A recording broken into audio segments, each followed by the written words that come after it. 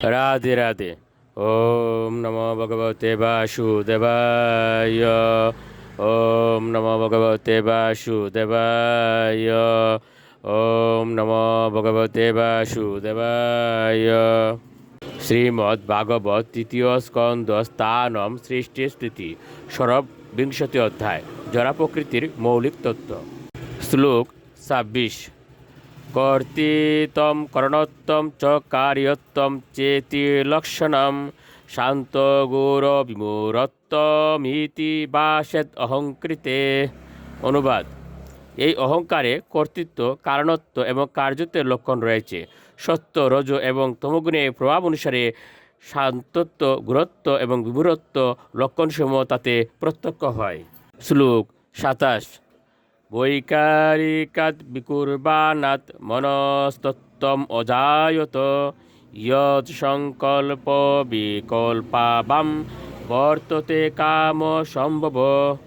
অনুবাদ: বৈকারিক অহংকার থেকে আরেক প্রকার বিকার সংঘটিত হয়, তার থেকে মনের উদয় হয় এবং মনের সংকল্প এবং বিকল্প থেকে কামের উৎপত্তি হয়। শ্লোক ২৮। ইয়ৎ বিদুঃ ই অনিরুদ্ধ আক্কম ঋষিকানামদীশ্বরম শারদেন্দি বরসেমম সম্রাজ্যম ইউগিবীয় শনয়। অনুবাদ: জীবের মন ইন্দ্রিয়সমূহের অধীশ্বর অনিরুদ্ধ নামে পরিজ্ঞাত হয়। তার অঙ্গকান্তি শরৎকালে নীল কমলের মতো বর্ণ বিশিষ্ট। যোগীগণ ধীরে ধীরে তাকে প্রাপ্ত হন। শ্লোক ২৯। তৈজসাত্তু বিকুর্বাণাৎ বুদ্ধিতত্ত্বম অবুৎসতি দ্রব্য স্ফুরণ বিজ্ঞানম ইন্দ্রিয়ানাম অনুগ্রহ। অনুবাদ: এ সতী, তৈজস অহংকারের বিকারের ফলে বুদ্ধিতত্ত্বের উৎপত্তি হয়।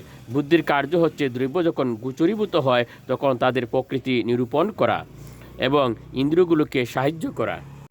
শ্লোক ৩০। সংশয়ুত বিপয়াস নিশ্চয় স্মৃতিরেব চ শাপ ইতু চতে বুদ্ধের লক্ষণম বৃত্তিত পৃথক। অনুবাদ: সংশয়, ভ্রান্ত জ্ঞান, সঠিক জ্ঞান, স্মৃতি এবং নিদ্রা পৃথক পৃথক বৃত্তিভেদে বুদ্ধির কয়েকটি লক্ষণ বলে কথিত হয়। রাধে রাধে।